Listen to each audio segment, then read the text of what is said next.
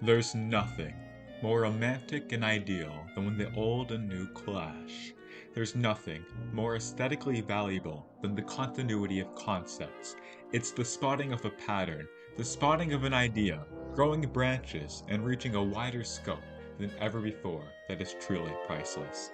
It simplifies things. It brings comfort to your life. Everything can now be understood and comprehended with ease. No need to think, no need to try. All you have to do is be, sit back, and take in what is coming at you. Is there anything more pleasurable than acquiring new knowledge? I think not. I think understanding the relationship between classical music and pop culture would most certainly be worthwhile. I mean, I know it would be worthwhile. That I know to be true.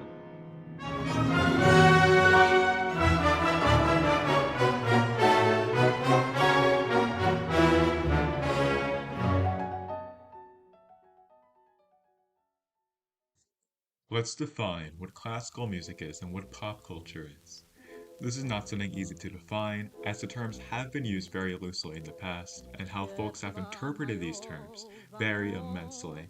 What one would consider to be part of the classical music genre, someone might just consider piano music or just orchestral music. Is classical music just any kind of music that is classically orchestrated or classically composed? Or is it about the music from what is considered the classical era? Or does it extend to the Baroque period or the Romantic era? How about contemporary classical music? Would that be considered to be part of the genre? It says it in the name, but wouldn't that be a contradictory statement depending on how you interpret the meaning of the term classical music? If classical means old to you, while contemporary means new, what's really going on? What about pop culture? That's no easier to define. Is it just short for popular culture? Is it a term that just refers to anything of broad appeal? Or is it just a culture coming from the digital era? Why are some artists considered pop artists and some country or alternative when they are all equally popular? Why is the term sometimes used to describe the style of older parts of popular culture? Pop songs from the 80s were certainly popular then, but are they still considered part of pop culture now, if they're hardly ever discussed today? There is no set of words that you can arrange together to make an all-encompassing definition of something. There will always be fuzzy bounds on whether or not one thing fits the category. This is why, instead of using definitions to classify things, our brains tend to use patterns and similarities we spot instead. What pop culture and classical music means to you is just that, what it means to you. However, for the sake of this video, and for simplicity, we will define classical music as music composed in the classical, Baroque, and Romantic periods, and the aesthetic associated with it. And pop culture will just be popular culture, starting from the digital era, so the 1920s and onwards.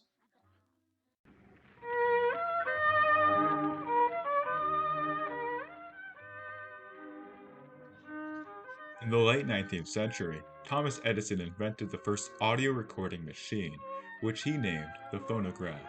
Its use, however, was shown to be very limited, as the audio it would record would be of very low quality and hardly audible. You were not able to pick up individual words and sounds over the loud static. However, this prompted the further research and development of this kind of technology. Eventually, recordings became coherent with the introduction of electronic recording. Music could now be audibly recorded, but mass production and public release didn't come until the 1940s with the introduction of vinyl records. Recording music onto vinyl and then mass producing those records for the public was a very long and extensive process. Money was what the record producers at the time were after, and so whatever could sell was recorded and then released. This would include the works of many jazz and swing musicians, as well as famous classical pieces. These pieces had to be recorded in a studio with an orchestra with immediate perfection. The room for errors in the recording process was very minimal. The work that had to be done to start over or to correct errors was a mess, and the work that followed after to then mass produce the record was no walk in the park either. The introduction of this technology was revolutionary, especially for classical music. Prior to this, if you wanted to listen to a classical piece performed by an orchestra, you would have to attend a performance of this piece by an orchestra. If you wanted to listen to a classical piece from one of the best orchestras, you would have to attend a performance of this piece by that orchestra if you could afford that. This meant that classical music was almost reserved for just those in a higher economic class. But this was slowly fading away or diminishing. Record players and vinyls were by no means cheap during their introduction, but it was a step forward in bringing classical music to the mass audiences. The technology was now here. You can now sit in your living room and plop in a record of the Blue Danube Waltz, if that's your jam. From its tiny grooves, the recorded vibrations of sound will be picked up by the jewel point, amplified electrically, and the beautiful Blue Danube fulfills its mission in an ideal combination for the home.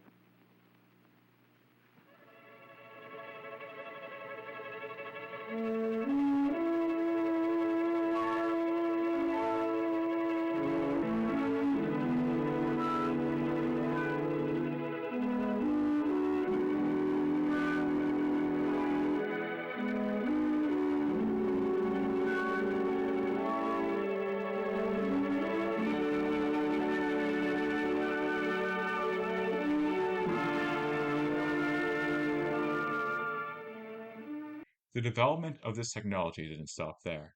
Vinyl records changed in many ways in size and RPM, but things eventually moved beyond these discs. After vinyls, there were CDs, and after CDs, music can now be played and stored in computers via MP3 files. Now you can stream any song instantly via a music streaming service. The trends that were introduced from vinyl records only continued. Music is now more affordable and accessible than ever before. However, while music technology progressed, so did the music production. New songs started to utilize new technology like synths and 808 drums. This renaissance of music production led to the losing interest in music with acoustic instruments and orchestras with string and brass instruments, usually found in performances of classical music. However, the use of acoustic instruments and the overall acoustic sound still served its place in film, where it matched the realistic atmosphere what's in front of you.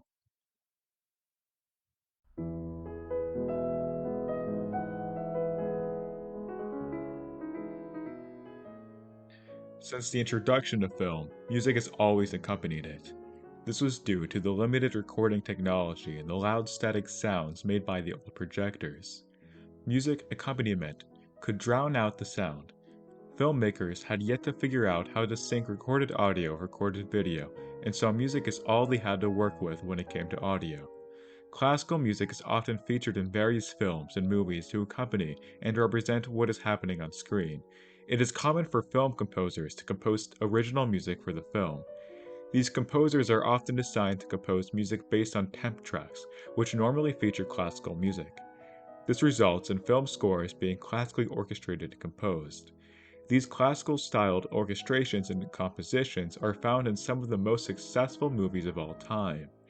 These films include The Godfather,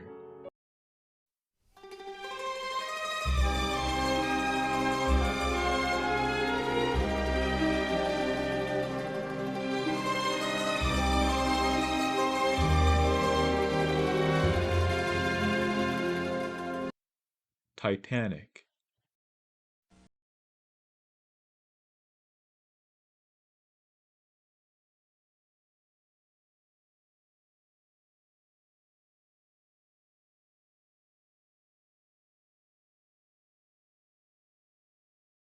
Star Wars.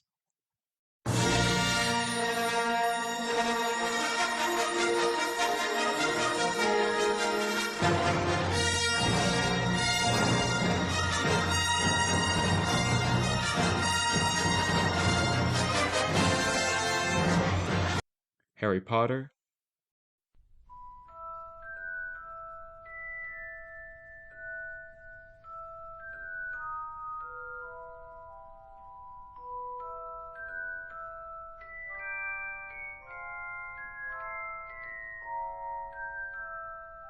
and Jaws.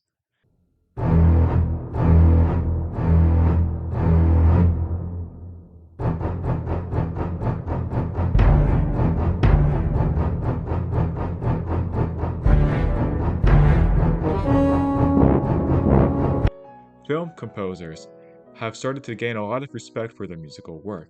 These musicians differ from most artists in popular culture, and that their work has strong roots in classical music. These composers include John Williams, Danny Elfman, Leonard Bernstein, John Barry, and Max Steiner. Whether or not music for film scores is considered to be part of the classical music genre, or if it's a genre of its own, is often debated. What's not debated is this kind of music's immense impact and presence in culture.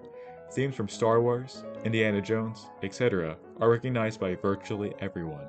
Many of these themes and composers went on to be officially recognized and celebrated via award shows like the Oscars. Film has also popularized many classical pieces. The Second Waltz,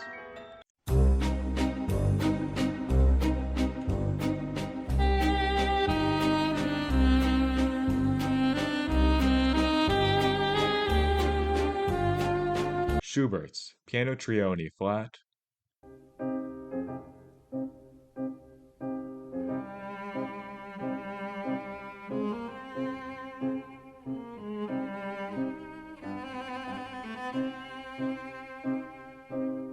William Tell's Overture,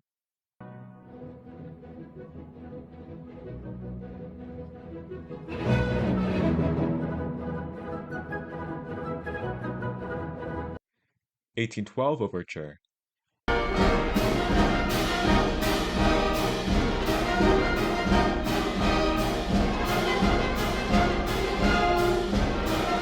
Tchaikovsky's Piano Concerto No. 1,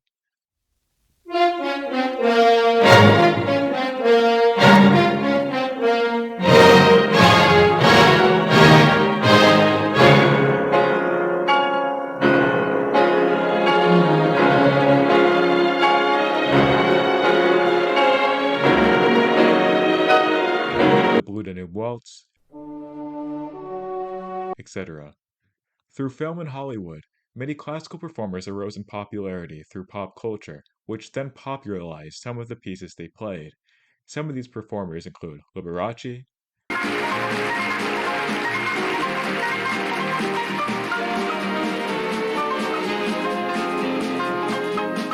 Chico Marx,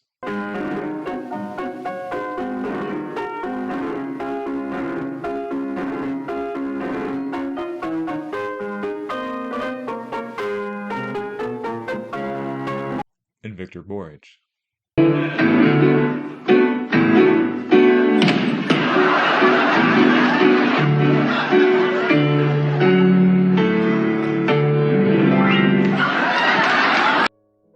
Film music is often impressionistic, as it's supposed to accompany what is happening in the film, and is not supposed to exactly be its own standalone work.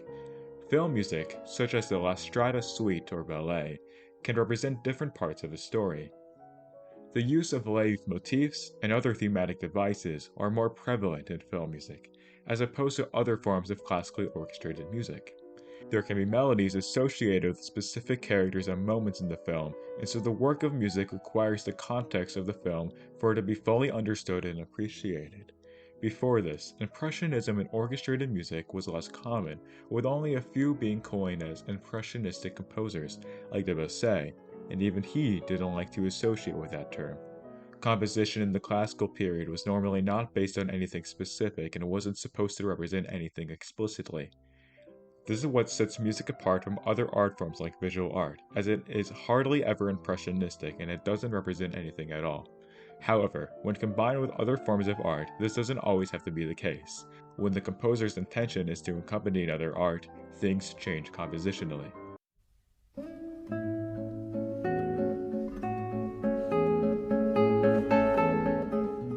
Virtually all music takes inspiration from European classical music. In fact, what we call music theory is almost entirely based on the compositional conventions of European classical music. But some songs borrow more specific ideas from classical pieces due to these classical pieces being in the public domain and free from any copyright restrictions. There are some examples of strong similarities between a pop song and a classical piece of music, such as Memories in Canon in D, Here's to the ones that we got. Cheers to the wish you were here, but you're Midnight 'cause the dreams bring back all the memories of everything we've been through.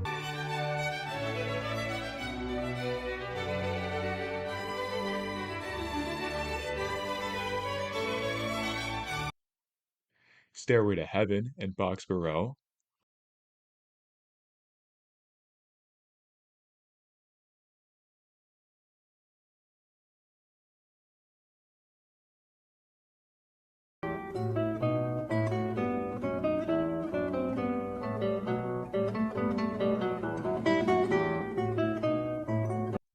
Somewhere from West Side Story and Beethoven's Emperor Concerto, Time to look, time to care.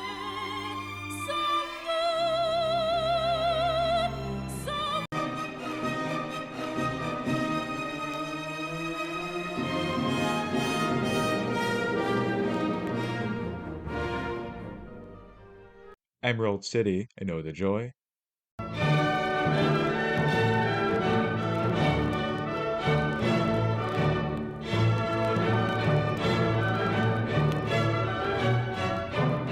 Take me to the Emerald City, down yellow brick roads fast I run. and many, many more. Some artists combine styles of classical music with more modern styles. In 1969, Neil Armstrong brought aboard his album of Music Out of the Moon on his Apollo 11 flight to the moon. This album featured a theremin, an instrument produced via technology and whatnot that could play some of the most famous classical pieces.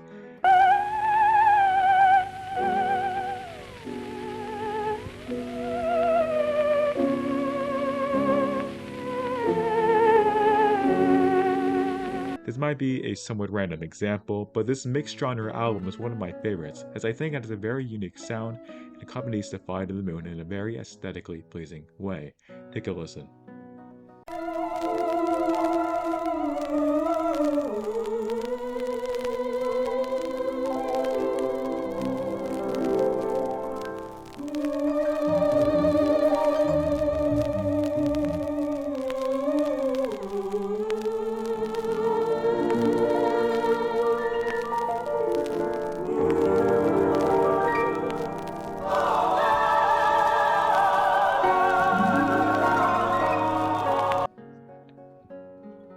Many classical composers composed music for the mass audiences, music that is not reserved for aesthetically sensitive or pretentious folks.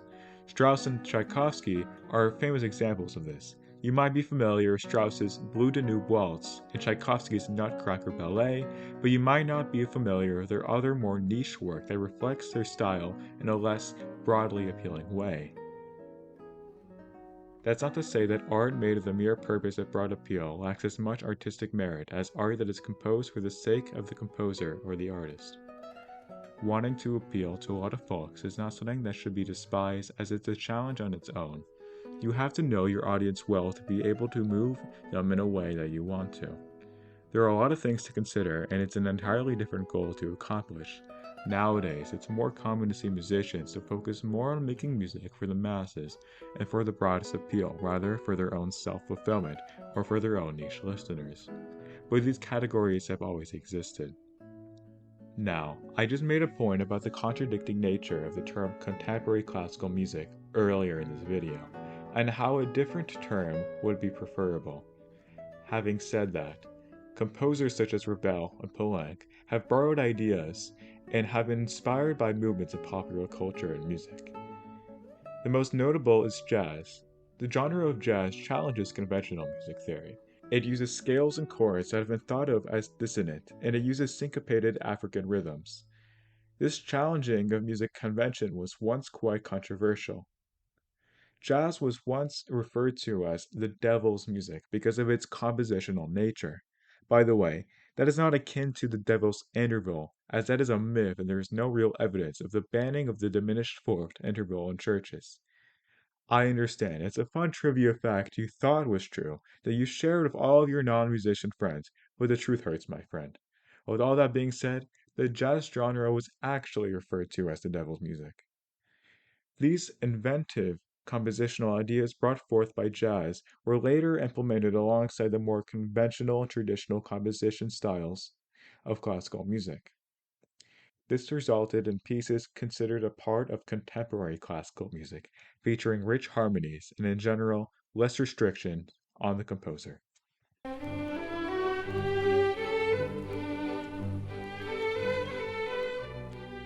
The effects the invention of the internet has brought into our lives can be judged however you'd like, but it can't be denied that the effects have been drastic. We are now a more interconnected species than ever before. It has never been easier to find other people who share a similar niche interest as yourself. As interest in classical music has become increasingly niche, the ability to find others who share your interests have become easier. This is why interest in classical music is far from dead, and is perhaps even making a revival. Fans of classical music all around the world have gathered at various places on the internet. The classical music subreddit, the Two-Stud Violin YouTube channel, the Classic Core YouTube channel, the Bass Classics Discord server, the list goes on and on. Not only has the internet brought people with this niche interest closer together, it has also strengthened people's interest in this kind of music, and perhaps even brought people who previously had no interest in classical music at all into the classical music community. This is all good news for classical music fans. It is becoming easier to find people to talk to about classical music. It has become easier to learn all you would like about classical music. It has become easier to discover new pieces of classical music, and it has brought a diverse amount of people to the classical music community. But this is only the beginning.